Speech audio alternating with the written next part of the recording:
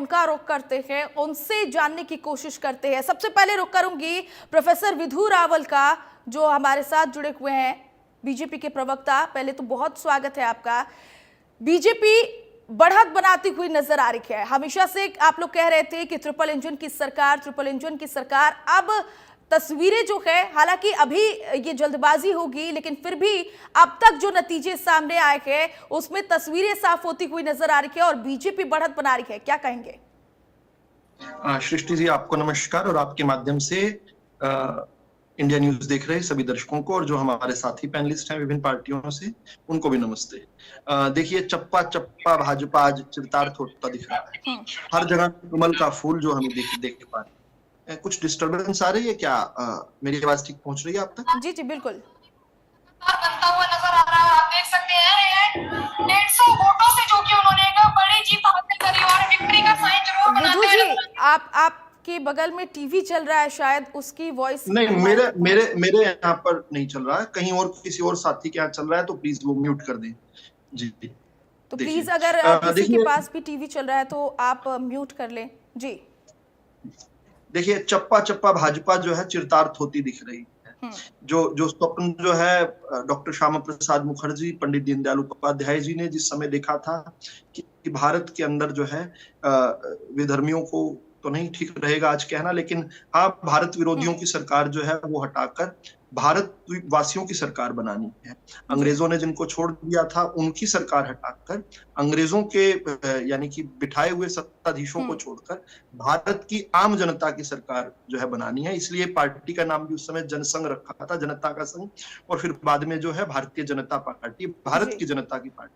और ये बड़ा सुखद है आज जब हम टेलीविजन पर देख रहे हैं कि भारतीय जनता पार्टी की वंदे भारत जो ट्रेन चली है वो अंबाला से चलती हुई आगे यमुनानगर के अंदर और फिर थानेसर और करनाल होते हुए पानीपत, सोनीपत, गुड़गांव तक होते हुए वापिस इधर रोहतक, हिसार तक आते हुए और सिरसा के अंदर भी भारतीय जनता पार्टी जो प्रचंड जीत हासिल कर रही है, उस जनता का किस प्रकार से, किन शब्दों में उनका आभार प्रकट करें।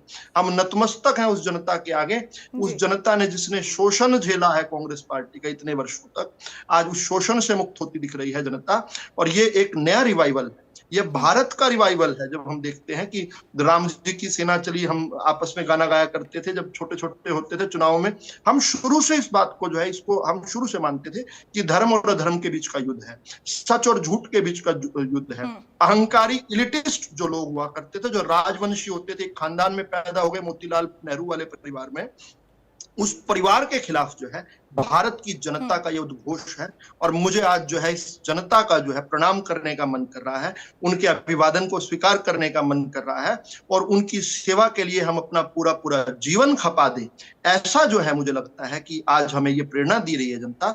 यही आदेश है जनता का कि भारत को परम वैभवता के शिखर पर पहुंचाना है, भारत माता को परम वैभवता के उस ऊंचाई तक, उस शिखर तक पहुंचाना जिसका स्वप्न देखते हुए भारतीय जनता पार्टी और उससे पहले जनसंघ की पीढ़ियां खप गई।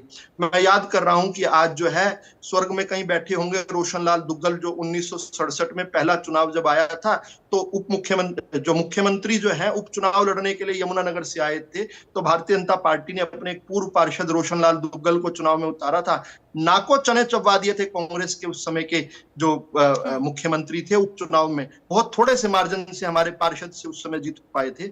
मैं वो याद कर रहा हूं कि कब जो है विजय कुमार मल्होत्रा जैसे जो है दिल्ली के अंदर पार्षद हुआ करते थे, जो इंदिरा गांधी जी के नाक के नीचे जो है कहा करते थे कि इंदिरा गांधी की दिल्ली की नाक के नीचे भी जनता जो है निकाय और निगम का काम जो है भारतीय जनता पार्टी को देती है। मैं आज उस जनता के सामने जो है नतमस्तक हूं, जो भारतीय जनता पार्टी छोटी सी पार्टी थी, बड़े सीमित संसाधनों वाली पार्टी थी, जिसको देखिए, ध्यान कीजिए, भारतीय जनता पार्टी दूसरे नंबर का दल नहीं थी। मैं जल्दी से अपनी बात खत्म करता हूं। भारतीय जनता पार्टी दूसरे नंबर का दल नहीं थी, वामपंथी थे दूसरे नंबर पर। पहली सरकार जो बनी थी वामपंथियों को बनी, लेकिन नेहरू से लेकर जिन लोगों को दिक्कत रही है वो वामपंथियों से नहीं रही। उनको तो कंधे पर बिठाया, उनको तो जेएनयू और उनको तो बौद्धिक सारा का सारा स्पेस देकर रखा। इन्हें शुरू से पता था कि राष्ट्रवादी जो लोग हैं, ये राष्ट्रवादी लोग कल को जो है तुम्हारे ये डोलते हुए सिंहासन को छीन लेंगे और जनता की सरकार स्थापित कर देंगे। इसलिए शुरू से ही राष्ट्रीय स्वयंसेवक संघ, जनसंघ, भारतीय जनता पार्टी के नेताओं के खिलाफ जो हुआ है, आप देखिए इमरजेंसी के दौर पर कोई वामपंथी के साथ कोई यातनाएं नहीं दी गई। वो क्रूर इंदिरा जी जो थी, वो भारतीय जनता पार्टी के नेता कार्यकर्ताओं को किस प्रकार से ले जाया करती थी। आज मैं याद कर रहा हूं डॉक्टर मंगल सेन, स्वर्गीय डॉक्टर मंगल सेन, हरियाणा के लाल को, आज मैं याद कर रहा हूं रामविलास शर्मा जी को, मैं याद कर रहा हूं आज भारतीय जनता पार्टी की कमला वर्मा जी को, मैं याद कर पा रहा हूं आज जो है भारतीय जनता पार्टी के उन नेताओं को, और असंख्य नेता है, नाम केवल मैं चंद ले पा रहा हूं, लेकिन उन असंख्य नेताओं को ये चुनाव बेशक छोटा है, लेकिन एक बहुत बड़ी दिशा है इसमें, जिस बात को कहकर मैं अंत कर रहा हूं सृष्टि जी। दिशा क्या है? आज हमारे साथ जो हमारे विरोधी लोग हैं या भारत विरोधी जिन्होंने आचरण अपना लिया, उन लोगों को हिम्मत नहीं कर पा रहे थे चुनाव भी लड़ने की। बताएंगे बहुत जगह पर तो किसी ने नगर परिषद का चुनाव नहीं लड़ा, किसी ने आजाद उम्मीदवारों को समर्थन दे दिया, किसी ने अपने सिंबल पर वोट नहीं दी। मैं बहुत अच्छा महसूस कर रहा हूँ। भारत विरोधियों के खेमे में खौफ होना चाहिए, भारत की जनता का खौफ होना चाहिए। ठीक है, हमारे साथ कांग्रेस के प्रवक्ता भी जुड़े हैं, ललित अरोड़ा जी, उनका भी रुख कर लेती हूँ। ललित जी, देखिए अभी कहना तो थोड़ी जल्दबाजी जरूर को की, लेकिन जो तस्वीरें हैं वो आपके सामने भी है, सभी के सामने है, थोड़ी थोड़ी साफ होती हुई नजर आ रही है और बीजेपी जो है वो बढ़त बनाती हुई नजर आ रही है। कैसे देख रहे हैं, कहां पर चूक नजर आ रही है? पुंडरी सीवन कलायत वगैरह की न्यूज तो आई नहीं होगी आपके पास में, कैथल डिस्ट्रिक्ट के? हमारे पास जितनी न्यूज आई है उसमें तो यही साफ हो रहा है, और आपके पास भी न्यूज आई होगी, ऐसा तो है नहीं कि आपके पास जो न्यूज आती है वो हमारे पास नहीं आती है। नहीं, मैंने तो पूछा कैथल जिले से कोई न्यूज है आपके पास? आप कह रहे हो कि आपके पास है। मैंने तो पहले ही बोला ना कि तस्वीर अभी पूरी तरीके से, ये कहना जल्दबाजी होगी, लेकिन तस्वीर थोड़ी बहुत तो साफ हो रही है। बाकी की जगहों की आपके पास भी रिपोर्ट होगी, आप भी देख रहे होंगे। अभी हमारे जो भाजपा के प्रवक्ता राष्ट्र विरोधी कह रहे हैं कांग्रेस को, पूरे वर्ल्ड में ये पहले शख्स सुने जो, या इनकी पार्टी के कुछ लोग हैं जो यूं कहते हैं कि राष्ट्र विरोधी है। ये वो लोग हैं जो स्वतंत्रता संग्राम के टाइम पैदा भी नहीं हुए थे। ये वो लोग हैं जो जिन्ना की स्मारक पे जाके माथा टेकते हैं। ये वो लोग हैं जो नवाज शरीफ की मां का आशीर्वाद लेने बिना बताए वहां अनाउंस किए वहां चले जाते हैं। ये वो लोग हैं जो सर्जिकल स्ट्राइक के बारे में अगर कोई सवाल उठाता है तो उसको कहते हैं कि ये देशभक्त नहीं है। आपकी परिभाषा ये है कि जो भाजपा की बात करे वो देशभक्त है, बाकी देशद्रोही है। ये परिभाषा बहुत सुनते आ रहे हैं। आप कहीं नहीं थे स्वतंत्रता संग्राम में, आपने कहीं लाठियां नहीं खाई, ना जेल से ही। आपके तो वहां जाके क्या बात कर रहे हैं? आप तो केस लड़ा करते थे, आप तो केस लड़ा करते थे, पढ़ा कीजिए। कांग्रेसियों का इतिहास मत लिखा, जगत नारायण मुल्ला पढ़िए कौन थे, जगत नारायण मुल्ला कौन थे, काकोरी कांड के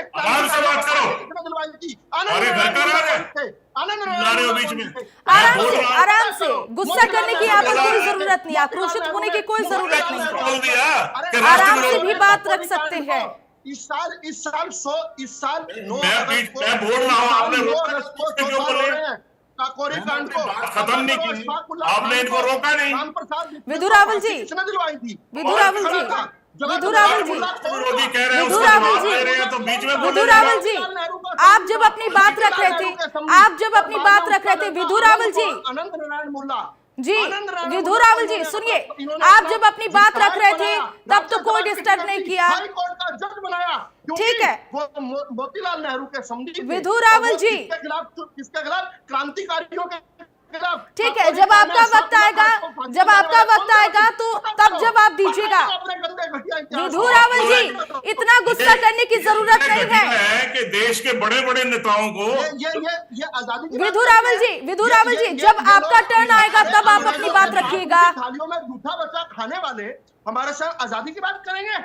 विधु रावल जी, करेंगे ये लोग झूठा गंदा। ठीक है, ठीक है, आप लोग बने रहिए। इसी बीच बड़ी जानकारी सामने आ रही है, रुख करेंगे इस वक्त की बड़ी खबर का, तो बड़ी जानकारी का रुख कर लेते हैं। सुबह से ही वोटों की गिनती जारी है और हिसार से ये बड़ी खबर, 4 राउंड के बाद बीजेपी की जीत यहां पर देखने को मिल रही है। मेयर पद से बीजेपी प्रत्याशी प्रवीण पोपली आगे बढ़त बनाई हुई है, 17,686 वोटों से वो आगे चल रही है। मेयर पद से बीजेपी प्रत्याशी प्रवीण पोपली आगे बनती हुई नजर आ रही है, बढ़त बनाई हुई यहां पर नजर आ रही है। हिसार से ये बड़ी खबर, चौथे राउंड के बाद बीजेपी यहां पर आगे नजर आ रही है। मेयर पद से बीजेपी प्रत्याशी बढ़त बनाई हुई है, 17,686 वोटों से वो आगे हैं।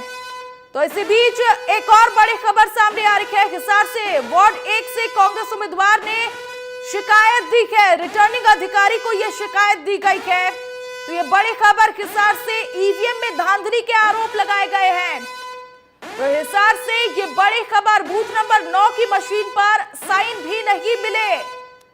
तो कांग्रेस के प्रत्याशी की तरफ से यहां पर शिकायत दी गई है। कांग्रेस उम्मीदवार ने यहां पर शिकायत दी है। वार्ड 1 से कांग्रेस उम्मीदवार ने शिकायत दी है, रिटर्निंग अधिकारी को यह शिकायत दी गई है। ईवीएम में धांधली के आरोप लगे हैं।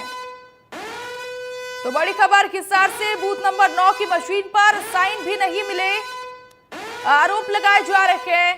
कांग्रेस उम्मीदवार की तरफ से ये शिकायत दी गई है। वार्ड 1 से कांग्रेस उम्मीदवार ने शिकायत दी है, रिटर्निंग अधिकारी को यह शिकायत दी गई है। बताते चले, ईवीएम में धांधली के आरोप कांग्रेस उम्मीदवार के यहां पर लगाते हुए नजर आ रहे हैं। तो एक बार फिर से गेस्ट की तरफ रुख करते हैं।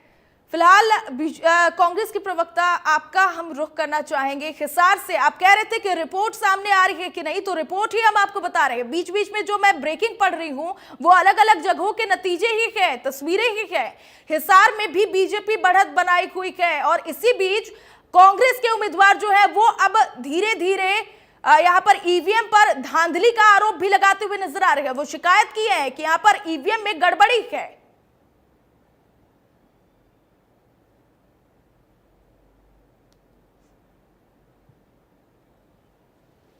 ललित जी जी, क्या आप सुन पा रहे हैं? सुन पा रहा हूं। तो जवाब दीजिए। किस चीज का जवाब दूं? आपने जो रिपोर्टिंग, अगर आपसे कुछ सवाल पूछो तो आप तकलीफ मान रही हैं। मैंने आपसे कैथल का पूछ लिया तो इतना बुरा मान गए। आप ये बताइए, कांग्रेस को राष्ट्र विरोधी कहा? बुरा मानने वाली बात नहीं है। आप मुझे बोल रहे हैं कि आपके पास रिपोर्ट नहीं पहुंच रही है, तो मैं भी आपको बता रही हूँ कि नहीं, यहाँ पर हर एक रिपोर्ट पहुंचती है। आप ये जो डिबेट सुन लीजिए ना, आपके ये जो भाजपा के प्रवक्ता रिप्लेस होके आए, इन्होंने कांग्रेस को राष्ट्र विरोधी कहा। मेरी बारी में ये बीच में बोल रहे थे, आपने एज एंकर रोका इनको? मैं नहीं रोक रही थी, मैं नहीं रोक रही थी। आप मुझे बताइए, मैंने नहीं बोला उनको कि आपका जब समय आएगा तब आप बोलिएगा। आपने म्यूट क्यों नहीं किया? म्यूट करने का अधिकार क्या आपको? मैंने म्यूट किया? आप समय मत नष्ट कीजिए। यहाँ पर ऐसे नहीं होता है जी, नहीं नष्ट कीजिए, आप अपनी बात रखिए। मैं समय नष्ट कर रहा हूं, ललित जी यहाँ पर ऐसे नहीं होता है। मैंने बीच में इंटरप्ट किया था, मैंने उनको बोला था कि रुक जाइए। आपने स्थानीय निकाय का चुनाव है और कांग्रेस को गले विधु रावल जी, चाहिए आपको। थोड़ी देर रुक जाइए, एक बार इनको अपनी बात पूरी कर लेने दीजिए। अब ये बताइए, आरएसएस जो इनका विचारक प्रतिनिधि है, वो वहां पे 50 साल झंडा नहीं लगाया इन्होंने भारत का। भारत के संविधान को नहीं मानते थे। ललित जी, इतना गुस्सा होने की जरूरत नहीं है। ललित जी, इतना गुस्सा होने की जरूरत नहीं है। आप जो बात कर रहे थे पूरी कर लीजिए। मैं आपके साथ और भी गेस्ट जुड़े हुए हैं। मैं आपके साथ डिबेट नहीं करना चाहता हूँ, प्लीज। अब ये तो अलग बात हो गई, आप सवालों का जवाब नहीं देना चाहते हैं।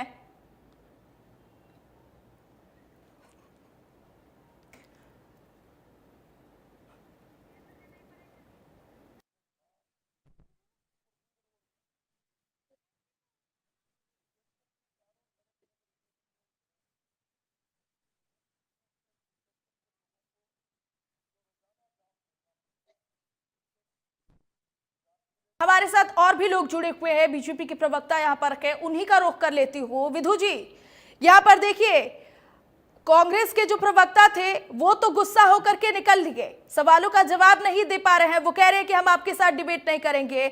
हिसार से जो खबर आई, मैं वही सवाल आपसे भी कर लेती हूँ। अब फिर से तस्वीरें साफ हो रही है, वहां पर भी बीजेपी प्रत्याशी चौथे राउंड के बाद से बढ़त बनाती हुई नजर आ रही है। तो कांग्रेस के उम्मीदवार की तरफ से शिकायत दी गई है कि ईवीएम में धांधली की जा रही है। अब धीरे धीरे ईवीएम में धांधली की भी खबर सामने आने लग गई और शाम तक न जाने क्या क्या धांधली का आरोप लगेगा। देखिए, ये क्राई बेबी एटीट्यूड इसको कहा जाता है। ये लूजर्स एक्सक्यूज है। किस प्रकार से अभी से क्यों, पहले दिन से ही, इसलिए तो जनता में विश्वास खो चुके हैं। हास्यास्पद स्थिति हो गई है कि जनता के जनमत को इस प्रकार से अस्वीकार करना। जो पार्टी उम्मीदवार ही नहीं उतार पा रही थी, जिस पार्टी के नेता प्रचार में ही नहीं जा पा रहे थे, क्यों? ईवीएम हैक थी, इसलिए उम्मीदवार नहीं उतार पा रहे थे। उम्मीदवार जो है इनके छोड़ कर, जो उम्मीदवार इन्होंने उतारे वो छोड़ कर भाग रहे थे। क्यों? क्योंकि ईवीएम हैक थी। और ऐसा था तो चुनाव तक वेट करते हैं, चुनाव के नतीजे वाले दिन ईवीएम का बहाना देते हैं। पूरी कैंपेन में तो नहीं कहते कि भाई हम चुनाव नहीं लड़ने वाले, हम जो है हमारे ईवीएम के कारण नहीं लड़े। नहीं, चुनाव लड़ेंगे, चुनाव हारेंगे और हारने के बाद ये बहाना करेंगे। This has gone far too ahead. किस प्रकार से जनता इसको अस्वीकार करती है। सृष्टि जी, वैसे विषय आज का नहीं है, लेकिन क्योंकि आपके चैनल पर और आपकी डिबेट में अभी कुछ गलत बात कही गई है, ये फेयर रहेगा कि मैं उसका जवाब दूं। पहली बात तो इन्होंने, मैं आपके पास आऊंगी तब आप अपनी बात पूरी कर लीजिएगा, लेकिन हमारे साथ आम आदमी पार्टी के भी प्रवक्ता जुड़े हुए हैं, सुमित हिंदुस्तानी, उनका भी रुख कर लेती हूँ। सुमित जी, आम आदमी पार्टी की तरफ से हरियाणा में चुनाव जो हो रहे हैं उसको लेकर के बड़े बड़े वादे किए गए थे। कहा गया था कि आम आदमी पार्टी यहाँ पर बड़े ही अच्छे तौर पर कमबैक करेगी, और लेकिन जो तस्वीरें सामने आ रही है उसमें तो कुछ भी ऐसा दिखाई नहीं दे रहा। कहाँ चूक नजर आ रही है आपको? देखिए, ये बिल्कुल आपकी बात से मैं सहमत हूं कि आम आदमी पार्टी ने पूरी मजबूती के साथ हर तरीके का चुनाव लड़ा। आज वोट परसेंटेज हम लोग नहीं ले पाए हैं, आज हम लोग अच्छी वोटें नहीं ले पाए हैं, ये जरूर हम लोग सोचेंगे, बातचीत करेंगे, मीटिंग करेंगे, बैठेंगे और जहां कमी रही उसको दूर करने का काम करेंगे। लेकिन अभी कुछ देर पहले ये बात हो रही थी, जब भारतीय जनता पार्टी के प्रवक्ता बैठे थे प्रोफेसर साहब से पहले, उन्होंने कहा कि आप हमें नाम बताइए भी किसको धमकाया गया, किसको डराया गया। काफी समय बाद मेरा नंबर आया जी। मैं बड़ी जिम्मेदारी के साथ आपको एक बात कहता हूं, मैं पर्टिकुलर व्यक्ति का नाम नहीं ले सकता, क्योंकि अभिव्यक्ति की आजादी का मतलब ये नहीं कि आप किसी के भी कैरेक्टर को एसोसिएट कर दो। परंतु थानेसर नगर परिषद के वार्ड नंबर 6 के अंदर जिस महिला ने, केवल एक महिला ने अपना नॉमिनेशन वापस लिया, विड्रॉ करा, क्योंकि उसके हस्बैंड एक बेचारा एक हॉस्पिटल के अंदर कंप्यूटर ऑपरेटर था, SKRM के तहत वो ऑपरेटर था। बाकायदा उसको ये कहा गया कि अगर तुम्हें नौकरी करनी है तो अपनी भाभी का पर्चा वापस ले लो। वो मेरे पास आया, मेरे पास कहा कि भैया मैं अपना पर्चा वापस ले रहा हूं। और मैं आपको बताता हूं, वार्ड नंबर 31 के अंदर निर्विरोध भारतीय जनता पार्टी का व्यक्ति जीत गया, लेकिन जो कांग्रेस पार्टी की तरफ से या जो मान लीजिए निर्दलीय जो जीत रहा था, वो पहले की सरकार के अंदर ठेकेदार हुआ करता था, उसके करोड़ों रुपए की पेमेंट बाकी थी। उसको ये कहा गया तेरी पेमेंट रोक देंगे, नहीं तो तू अपना विड्रॉ कर ले। उसने विड्रॉ कर लिया। क्या ये डराना और ये धमकाना नहीं है? डराना धमकाने का मतलब यही होगा कि आप उसके ऊपर हाथापाई कर दो। और दूसरी बात जो मैंने उस समय उनको ये कहा था कि शब्दों के साथ खेलना भारतीय जनता पार्टी को बहुत अच्छे से आता है, लेकिन एनडीसी के ऊपर उन्होंने कुछ नहीं कहा। चलिए, अब तो आपकी ट्रिपल इंजन की सरकार बन गई सो कॉल्ड, जबकि मैं तो कहता हूं कि 5 इंजन की सरकार हुआ करती थी आपकी पिछले 10 सालों में, जब आपने पीपीपी के नाम पर। ठीक है, यहाँ पर मैं आपको रोकना चाहूंगी, बड़ी खबर सामने आ रही है, रुक कर इस वक्त की बड़ी जानकारी का। तो अंबाला से ये बड़ी खबर आपको बता दे रहे हैं, अंबाला में बीजेपी की जीत। तो बड़ी खबर अंबाला से सामने आ रही है, बीजेपी की जीत यहाँ पर देखने को मिल रही है। तो चुनावों की वोटों की गिनती के बीच अंबाला से जो तस्वीर आ रही है, अंबाला से जो खबर सामने आ रही है, वहां पर बीजेपी की जीत बताई जा रही है। तो अंबाला में बीजेपी की जीत यहां पर नजर आ रही है, बीजेपी की जीत हो चुकी है अंबाला में। तो अब धीरे धीरे तस्वीरें साफ होती हुई नजर आ रही है। अंबाला से ये बड़ी खबर, उपचुनाव में मेयर प्रत्याशी शैलजा सचदेवा जीत चुकी है, जीत दर्ज कर चुकी है। तो अंबाला से ये बड़ी खबर आपको बता रखे हैं, उपचुनाव में मेयर प्रत्याशी शैलजा सचदेवा की जीत हो चुकी है। शैलजा सचदेवा ने जीत सुनिश्चित कर ली है। तो अंबाला से ये बड़ी खबर, शैलजा सचदेवा ने यहाँ पर जीत दर्ज की है। तो अंबाला में अब बीजेपी की जीत तय हो चुकी है, बीजेपी की प्रत्याशी शैलजा सचदेवा जीत चुकी है। तो ये सुबह से ही यहाँ पर वोटों की गिनती जारी है, मतगणना जारी है, तस्वीरें भी अब धीरे धीरे साफ हो चुकी है। उपचुनाव में यहाँ पर अंबाला में बीजेपी की प्रत्याशी शैलजा सचदेवा ने जीत दर्ज कर ली है, वो जीत चुकी है। तो तो अंबाला में अब बीजेपी की जीत सुनिश्चित हो चुकी है। उपचुनाव में मेयर प्रत्याशी शैलजा सचदेवा जीत चुकी है। 20,487 वोटों से यहां पर शैलजा सचदेवा ने जीत दर्ज की है। तो 20,487 वोटों से मेयर प्रत्याशी शैलजा सचदेवा जीत दर्ज कर चुकी है।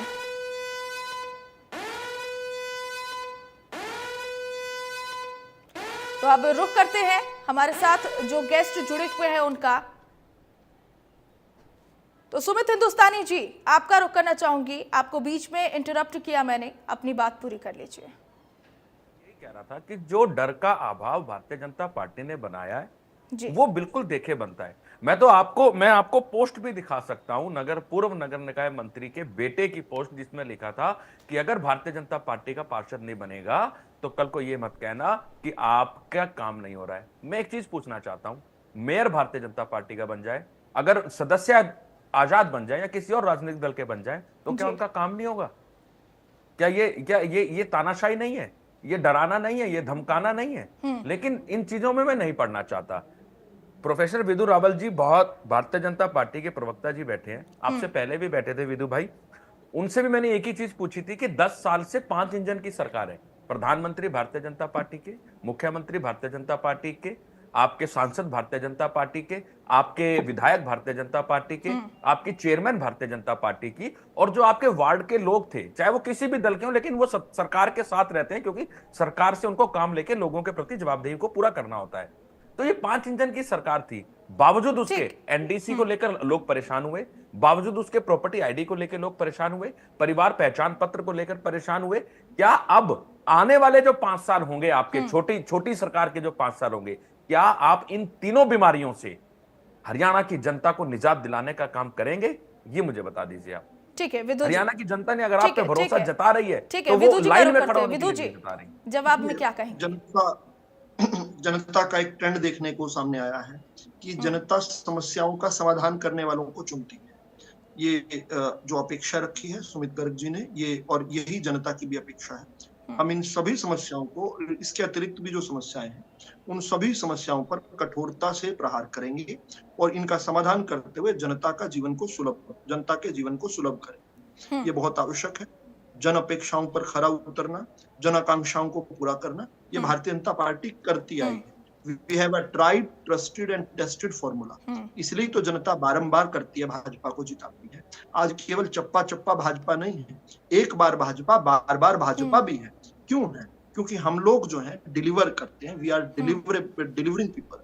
हम लोग डिलीवर करने में विश्वास रखते हैं। लास्ट माइल डिलीवरी, आखिरी अंतिम व्यक्ति तक हमारे पहुंचने का प्रयास जो है और उसके कष्टों को निवारण करने का जो हमारा काम है, ये इस नाते ही भारतीय जनता पार्टी लोगों के दिलों में बस रही है। बहाने मारने वाले, बहानेबाजी करने वाले लोगों को तो जनता जो है छोड़ चुकी है, पीछे हटा चुकी है।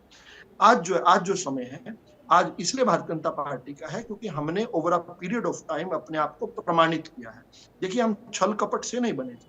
मैं फिर से आपको याद करवाता हूँ, हम जब 1952 में जो है चुनाव लड़े थे, पहला चुनाव लड़े थे जनसंघ के रूप में, तो केवल 3% वोट और 3 ही सांसद हमारे बने थे। आज जब हम वहां से खड़े होकर देखते हैं, उसके बाद दिल्ली नगर निगम का चुनाव हम जीते और उसके बाद से लगातार जो हमारा जो बैंड बाजा बारात लेकर हम जिस प्रकार से आगे आज बढ़ रहे हैं, वो इसलिए बढ़ रहे हैं क्योंकि हम जनता के बीच में रहने वाले लोग हैं और जनता का काम करते हैं, प्रमाणिकता से काम करते हैं। ये नहीं कि आज कुछ कह दिया, कल को कान पकड़कर माफी मांग ली, मानहानि के मुकदमे वापस करवा लिए, कोई झूठ बोल दिया, कोई जीत कर आ गया तो मैं सुमित जी को जरूर बुरा लगेगा, लेकिन सुमित जी की पार्टी की जो हरियाणा के अंदर पहली जीत हुई थी, वो जो है एक गुड़गांव की पार्षद जीती थी। आज वो पार्षद जो है 7 साल जो है कन्विक्टेड, 7 साल की उनको सजा हुई है, कन्विक्शन हुई है। किस जुर्म में? पेट्रोल बम फेंकने के जुर्म में। छोटा मोटा अपराध नहीं है।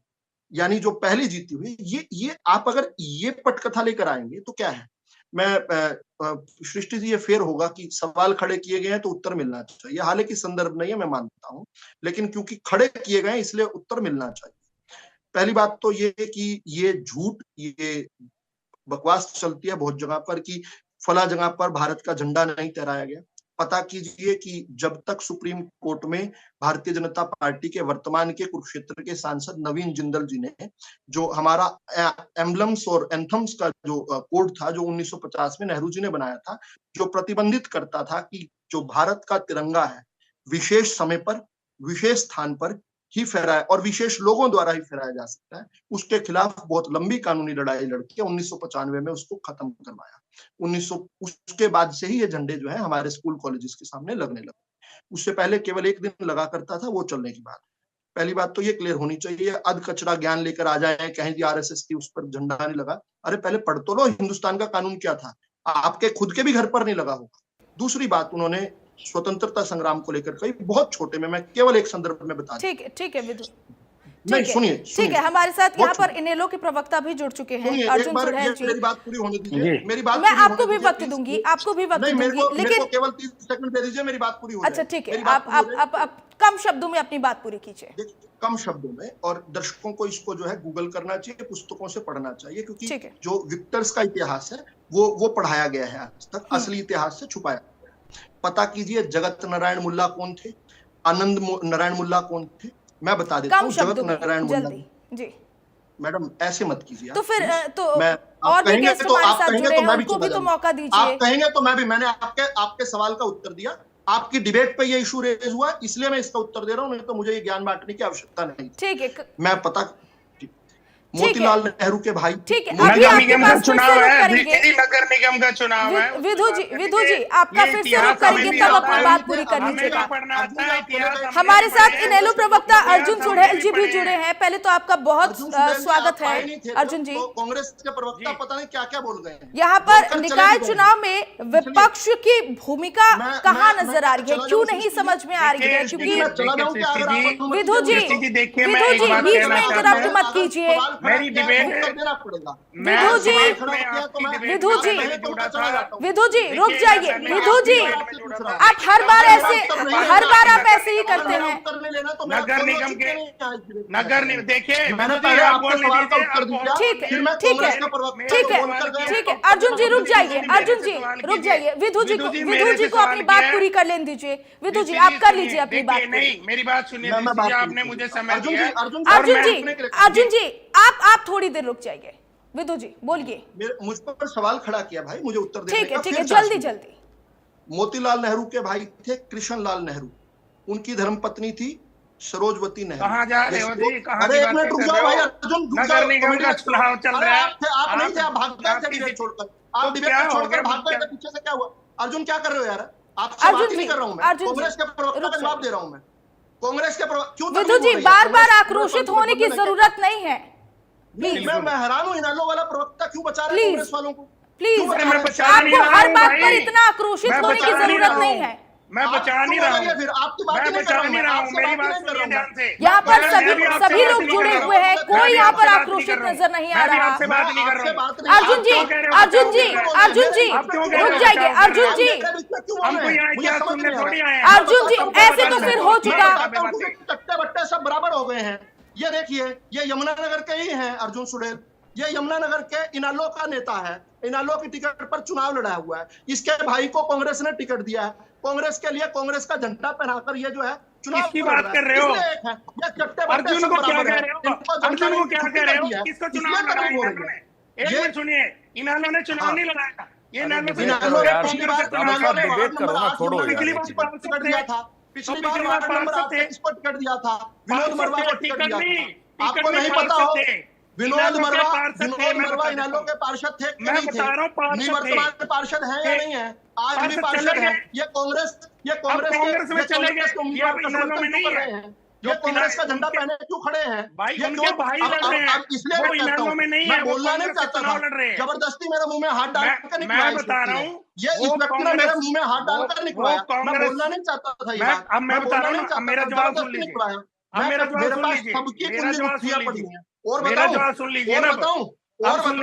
और बताओ कहाँ पर चट्टे बट्टे इकट्ठे हैं? मैं बता रहा हूँ, जनता ने साफ ऐसे नहीं किया, ऐसे ही नहीं एक और 2 सीटों पर लेकर आए। आप मुझे बोलने दिए, अब मैं आपसे निवेदन करता हूँ। आपने बता दिया ना, आपने बता दिया। मेरे को मुझे समय दिया है इनेलो, अब मेरी सुनोगे। सुनूंगा। विनोद वर्मा, कांग्रेस के विनोद वर्मा पिछली बार आप 30 पार्षद थे सेकंड के लिए शांत हो जाए, उसके बाद आज आपकी वो इंडियन सुनूंगा। नेशनल लोकदल में उसके नहीं बाद है, आप उनके 3 भाई मिनट बोलिएगा। कांग्रेस में चुनाव मैं लड़े, आपसे कांग्रेस में अंतिम जा बार चुके। निवेदन कर रहा हूं, मैं अंतिम बार निवेदन कर रहा हूं, 30 सेकंड मुझे सुन लीजिए, उसके बाद 3 मिनट बोलिएगा, मैं बीच में नहीं बोलूंगा। आप, मैं ये बोलना नहीं चाहता था, मुझे जबरदस्ती आपने बुलवाया। देखिए, कांग्रेस का प्रवक्ता कुछ बोल कर गया, मुझे उसका जवाब देना। मोतीलाल नेहरू के भाई थे कृष्णलाल नेहरू। कृष्णलाल नेहरू की पत्नी थी सरोजवती नेहरू। अब ये सरोजवती नेहरू जो है, ये किनकी सुपुत्री थी, पता कर लीजिए एक बार। जगत नारायण मुल्ला की। और बहन किसकी थी? आनंद नारायण मुल्ला की। ये आनंद नारायण मुल्ला और जगत नारायण मुल्ला कौन थे? 1925 9 अगस्त 1925 को जो काकोरी कांड जिसको बोला जाता है, काकोरी लूट, जिसके बाद अशफाक उल्लाह खान, राम प्रसाद बिस्मिल और रोशन सिंह को 3 लोगों को फांसी हुई थी, 8 लोगों को उम्र कैद हुई थी। उसमें इन लोगों को फांसी दिलवाने वाले वकील थे जगत नारायण मुल्ला और आनंद नारायण मुल्ला। आनंद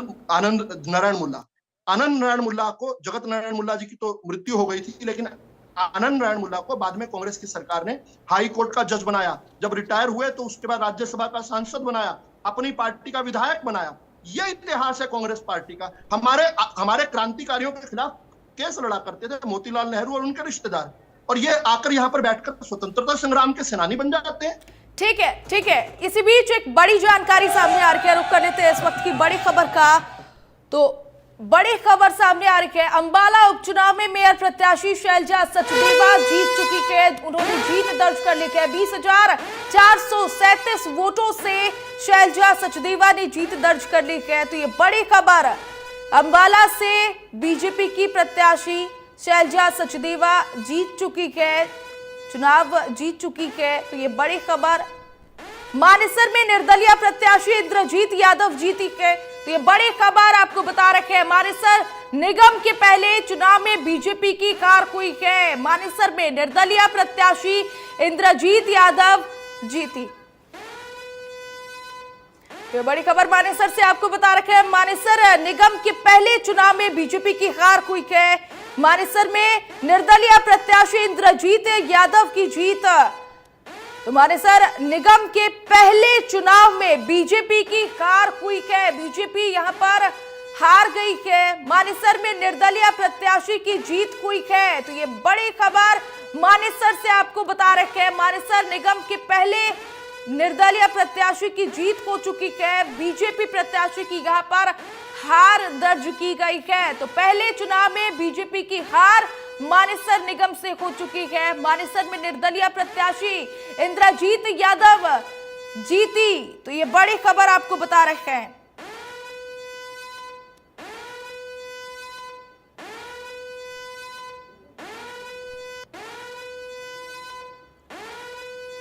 ये बड़ी खबर मानेसर से आपको बता रखे हैं। मानेसर निगम के पहले चुनाव में बीजेपी की हार देखने को मिली है। मानेसर में निर्दलीय प्रत्याशी इंद्रजीत यादव यहां पर जीती है। तो ये बड़ी खबर आपको बता रखे हैं, बड़ी जानकारी। मानेसर निगम के पहले चुनाव में बीजेपी की हार देखने को मिली है। मानेसर में निर्दलीय प्रत्याशी इंद्रजीत यादव जीती। बड़ी खबर मानेसर से आपको बता रखे हैं, यहां पर निर्दलीय प्रत्याशी की जीत हुई है।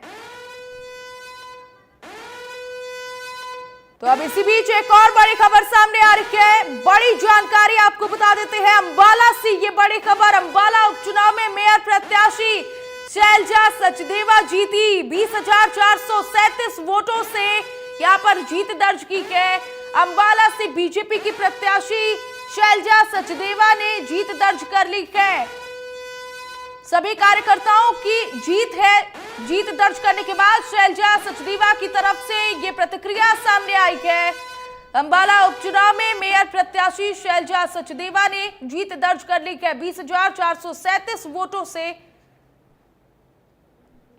सबसे पहले तो मैं ये कहना चाहूंगी कि ये जीत मेरी नहीं, ये जीत भारतीय जनता पार्टी के समस्त कार्यकर्ताओं की जीत है, अंबाला निवासियों की जीत है। इस जीत का सारा श्रेय अंबाला नगर निवासियों को जाता है, जिन्होंने मेरे साथ भाई बनकर, बेटा बनकर काम किया, बेटी बहन सब ने मेरे साथ मिलकर काम किया। तो मैं इस जीत का सारा श्रेय अंबाला के नगर निवासियों को देना चाहूंगी।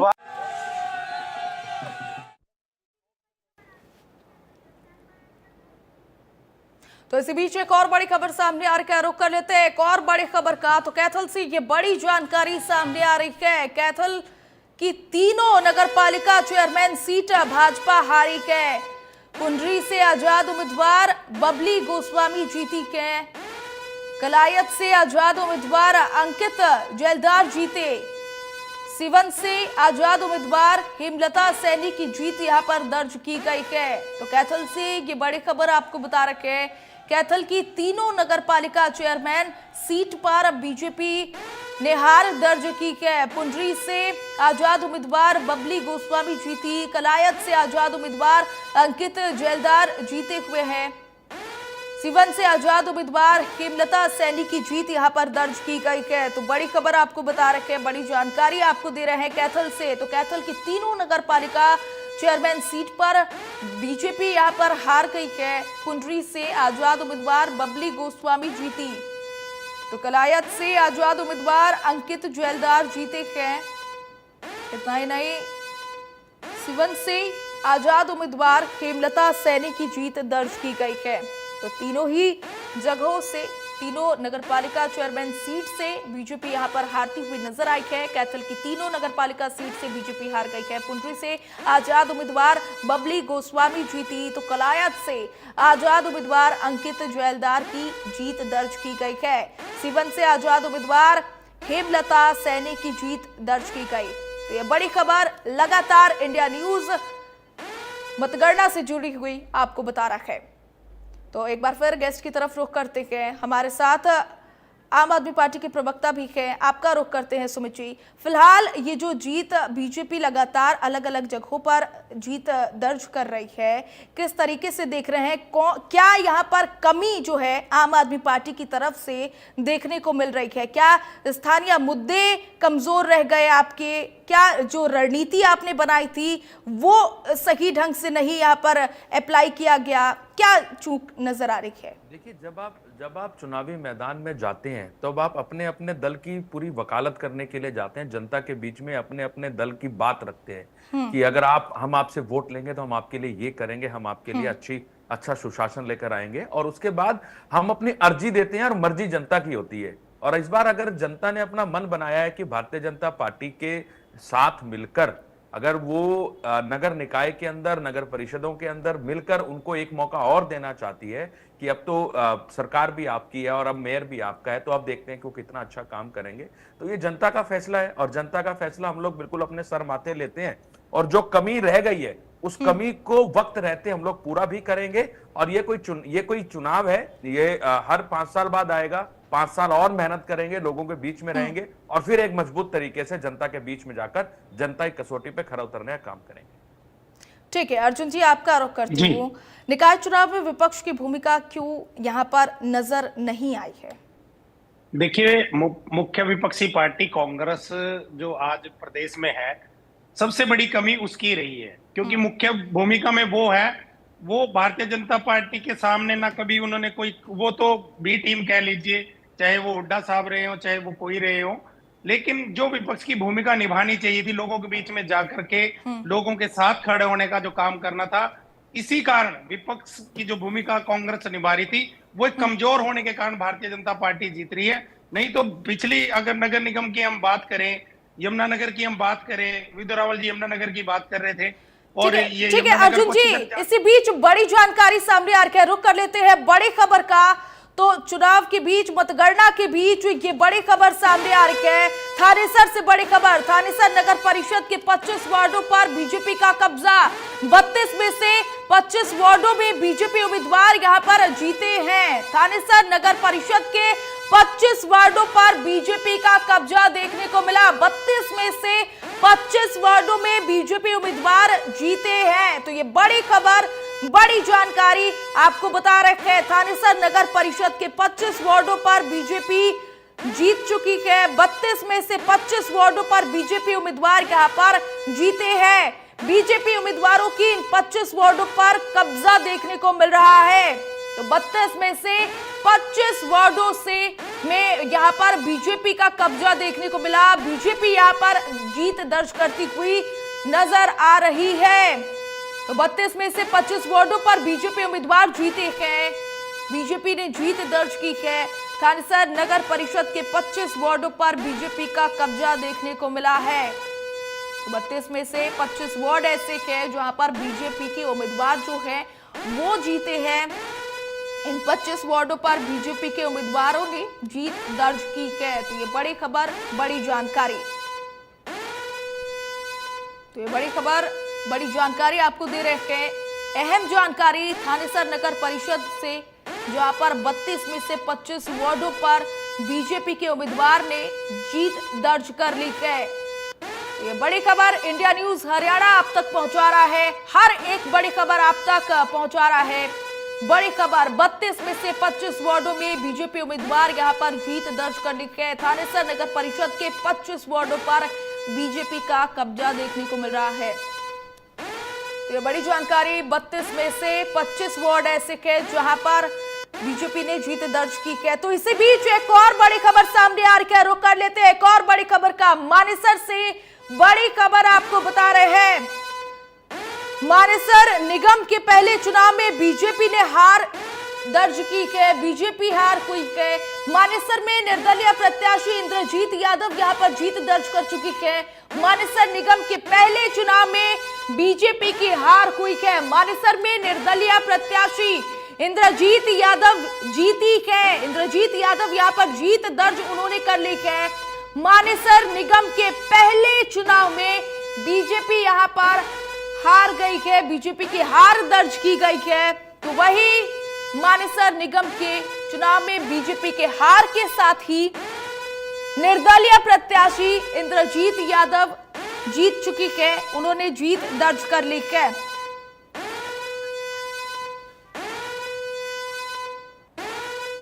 तो अब सीधे रुख करते हैं गुरुग्राम से, हमारे संवाददाता गुलशन जुड़े हुए हैं। गुलशन ग्रोवर, फिलहाल वहां पर कैसी तस्वीर आप देख पा रहे हैं, क्योंकि अब धीरे धीरे हर जगह की जो न्यूज है, रिपोर्ट है, वो सामने आ